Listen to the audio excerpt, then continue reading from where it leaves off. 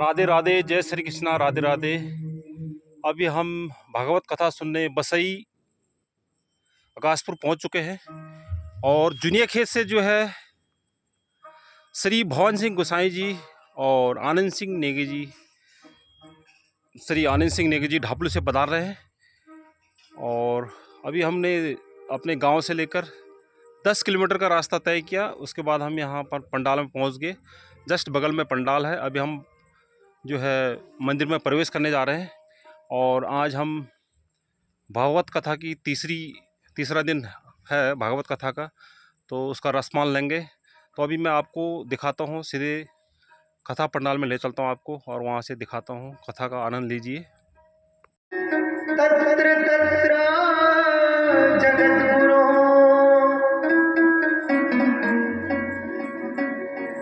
विपद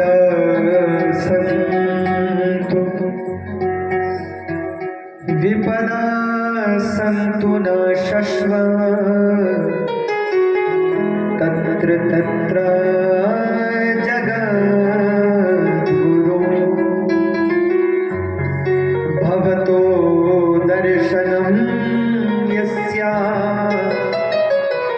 न पुनर्भव दर्शनम्। क्या मांगा कुंती जी? कुंती जी कहती है, हे प्रभु मुझे क्या चाहिए? विपदा, मुझे विपत्ति चाहिए। विपत्ति मतलब समझे? दुख। हे प्रभु मुझे दुख दो। अब बोलो जरा, किस किस को चाहिए दुख? चाहिए किसे किसे? सब तो सोच रहे होंगे कि वैसे ही बहुत है हमारे पास, हमसे तो फिर उधर ले जाए। कुंती जी क्या कह रही? कुंती जी कह रही, हे प्रभु मुझे दुख दो। विपदा सन्तु न शश्वत तत्र तत्र जगद्गुरो, हे जगद्गुरो मुझे दुख चाहिए। भगवान को लगा कि लगता है मुझसे सुनने में कुछ गलती हो गई, तो भगवान ने कहा, बुआ लगता है मैंने ध्यान से सुना नहीं, एक बार दोबारा कहना क्या चाहिए? कुंती जी ने कहा, प्रभु मुझे कष्ट चाहिए, मुझे विपत्ति चाहिए, मुझे दुख चाहिए। अरे भगवान ने कहा, आपका दिमाग तो ठीक है, सारा संसार मुझसे सुख मांगता है, सारा संसार मुझसे ऐश्वर्य मांगता है, वैभव मांगता है, मुक्ति मांगता है, और आप दुख। भगवान ने कहा, बुआ एक बात बता, तूने आज तक जीवन में कम दुख भोगे हैं जो तुझे और चाहिए? अरे बुआ जब से तेरा जन्म हुआ बचपन से और आज तक तूने दुख ही दुख देखे, जीवन में सुख नहीं देखा। कुंती जी ने अपने जीवन भर दुख देखा। कैसे? कुंती जी के पिताजी कौन थे पता है आपको? कुंती जी के पिताजी थे सूरसेन जी। वसुदेव जी की सगी बहन है कुंती जी।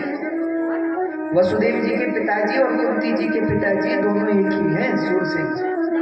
लेकिन कहते हैं सूरसेन के एक मित्र थे, उनका नाम था कुंती भोज, और उनकी कोई संतान नहीं थी। तो उन्होंने सूरसेन जी से कहा कि महाराज आपके तो बच्चे बहुत हैं, एक बेटी आप, ये जो कुंती आपकी, ये जो पहले उनका नाम था प्रथा, बोले ये जो आपकी बेटी है प्रथा, इसको मुझे दे दो, ये मेरी बेटी बन के मेरे घर में रहेगी, मेरी कोई बेटी नहीं है। तो अपने मित्र को सूरसेन जी ने अपनी बेटी दे दी प्रथा, और जब कुंती भोज को दे दी तो उस प्रथा का नाम ही हो गया कुंती। तो पहले तो बचपन में ही अपने पिता से दूर हो गए। और आप जानते हैं एक बेटी के लिए उसके पिता से बढ़कर संसार में कोई दूसरा नहीं होता।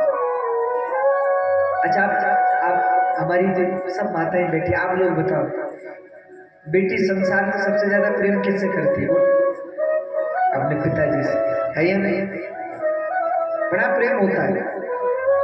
पिता और पुत्री का जो भगवान ने संबंध बनाया ना, बड़ा सुंदर संबंध। एक रूप से कहूं, बेटी केवल बेटी नहीं होती, बेटी अपने पिताजी की मां भी होती। आपने देखा होगा घरों में पिताजी को भोजन कैसे कराना है, भोजन बनाती है, उस पिताजी को खिलाती है, कितने प्रेम से सेवा करती है। तो बेटी, आपने देखा होगा जब बेटी घर से विदा होती है, जब उसका विवाह हो जाता है, बेटी घर से दूसरे घर में जाती है, उस समय आप लोगों ने देखा होगा जब वो अंतिम बार अपने पिताजी को गले लगाती है तो कितना रोती है, और रोते हुए पिताजी से कहती है कि अब आपकी देखरेख कौन करेगा, आपकी सेवा कौन करेगा, मैं चली जाऊंगी, आपको समय पे भोजन कौन कराएगा, आपको समय पे दवाई कौन खिलाएगा। और भैया सत्य कहता हूँ, माँ बाप की जितनी सेवा बेटियां करती हैं उतनी बेटों से नहीं होती जितनी बेटियां करती हैं। लेकिन बचपन में पिताजी से दूर हो गई कुंती जी, लेकिन अपने पिता ने उनके वचन के लिए कुंती जी कुंती भोजी के साथ, बाद में विवाह में हुआ। अच्छा, विवाह से पहले ही पुत्र हुआ सूर्य भगवान की कृपा से कर्ण, और अपने बच्चे को कुंती जी को बहाना पड़ा नदी में समाज के भय से। अब सोचो, एक माँ को अपने बच्चे को नदी में बहाना पड़े, इससे बड़ा कष्ट क्या है। पिता से दूर हुई, अपने बच्चे को जल में बहाना पड़ा कर्ण को। उसके बाद विवाह हुआ तो किससे, महाराज पांडु से, और महाराज पांडु की अल्प अवस्था में मृत्यु हो गई। पांडु जी की दो पत्नियां थी, माद्री और कुंती। कुंती जी बड़ी थी, माद्री छोटी थी। कुंती जी के 3 बेटे थे, युधिष्ठिर, भीम और अर्जुन, और 2 पुत्र माद्री के थे, नकुल और सहदेव। तो पांडु की जब मृत्यु हो गई तो माद्री तो अपने पति के साथ सती हो गई। तो बहुत सारे लोग यहाँ कथा में जो आए होंगे वो इसलिए आ गए कि उनके बगल से कोई कथा सुनने जा रहा है, तो उसने कहा भी आप भी चलो, तो ठीक है चलो, तो वो भी आ गए। जीवन में जब संगति अच्छी होती है तो अच्छी जगह पहुंचते हैं, और जीवन में जब संगति खराब होती है तो तब तो पता नहीं कहाँ कहाँ पहुंचते हैं। इसीलिए माताओं, आप लोग हैं, हमारे युवा लोग हैं, एक बात आप लोगों से कहूँ, जीवन में संगति अच्छी है। जब जीवन में संगति बिगड़ती है ना तो फिर जीवन बिगड़ जाता है।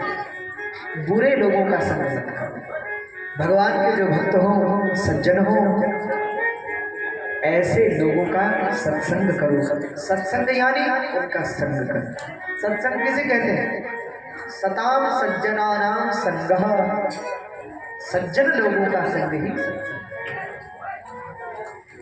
तो भीष्म जी ने कहा, द्रौपदी मैंने दुर्योधन का संग किया, इसलिए बुद्धि खराब हो गई और उस दिन धर्म का ज्ञान नहीं दे पाए।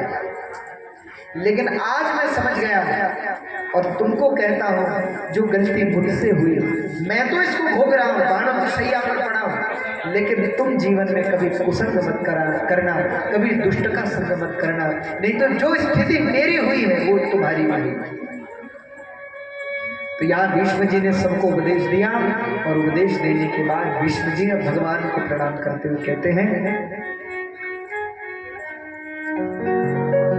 सदैव देवो भगवान प्रतीक्षताम्, कलेवरं यावदिदं हीनोऽन्यः, प्रसन्नासारुणलोचनोल्लसन्, मुखाम्भुजोद्यानपथश्चतुर्भुजा। विष्णु जी कह रहे हैं, प्रभु मेरी अब आपसे एक प्रार्थना है। भगवान ने कहा, क्या प्रार्थना है? विष्णु जी ने कहा, जब तक मैं प्राण न त्याग दूं तब तक ऐसे मेरे सामने खड़े रहना। प्रभु मैं चाहता हूं मैं आपको देखते हुए प्राण त्यागूं, आपको देखते हुए मेरे प्राण निकले। ऐसा विष्णु जी ने निवेदन किया। भगवान खड़े हो गए हैं और अब भीष्म जी भगवान की स्तुति कर रहे हैं। भगवान अंतिम काल में भगवान को याद कर रहे हैं और भगवान की स्तुति कर रहे हैं। श्रीमद् भागवत में यहाँ पुष्पदाग्र छंद में विष्णु जी ने बड़ी सुंदर और विष्णु जी स्तुति कर रहे हैं। विष्णु जी भगवान की इतिमति रूप कल्पिता वितृष्णा, भगवती सात्वता गवे विभूति, इतिमति